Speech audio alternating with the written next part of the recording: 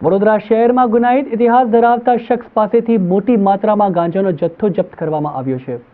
Vadodara crime બ્રાન્ચે આરોપીને દબોચી લીધો હતો અને એક શખ્સને વોન્ટેડ જાહેર કર્યો છે. વડોદરામાં કાયદો અને વ્યવસ્થા જાળવી રાખવા તથા નશાના કારોબારની કમર તોડવા માટે ક્રાઇમ બ્રાન્ચની ટીમો સતત પ્રયત્નશીલ રહે છે. તાજેતરમાં ટીમને બાતમી મળી હતી, જેના આધારે આજવા રોડ પર આવેલા જનકલ્યાણ સોસાયટીના નાકે સ્પેશિયલ વોચ ગોઠવવામાં આવી હતી.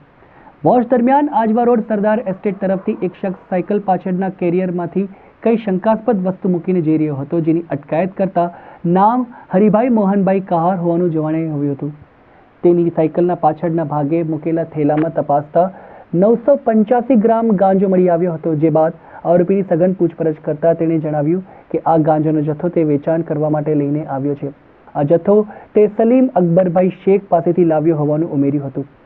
ઉપરોક્ત કાર્યવાહીમાં ક્રાઇમ બ્રાન્ચે 985 ગ્રામ ગાંજો, જેની કિંમત રૂપિયા 9,850 આંકવામાં આવી છે, અને એક સાયકલ મળી કુલ રૂપિયા 10,350નો મુદ્દામાલ કબજે કર્યો છે.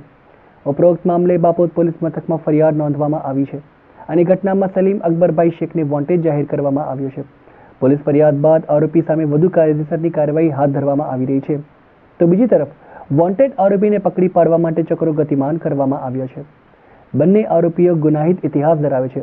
હરિભાઈ મોહનભાઈ કહાર સામે 3 વખત માદક પદાર્થ રાખવા અંગેનો ગુનો નોંધાઈ ચૂક્યો છે. તેની સામે મકરપુરામાં 1 અને માંજલપુરમાં 2 પોલીસ મથકમાં ગુના નોંધાયા છે. જ્યારે આ મામલે વોન્ટેડ આરોપી સલીમ અકબરભાઈ શેખ સામે પણ અનેક નોંધાઈ ચૂક્યા છે. તેની સામે વરણામાં, કરજણ, વાડી પોલીસ સ્ટેશન, કારેલીબાગ અને મહિલા પોલીસ સ્ટેશનમાં પણ ગુના નોંધાઈ ચૂક્યા છે.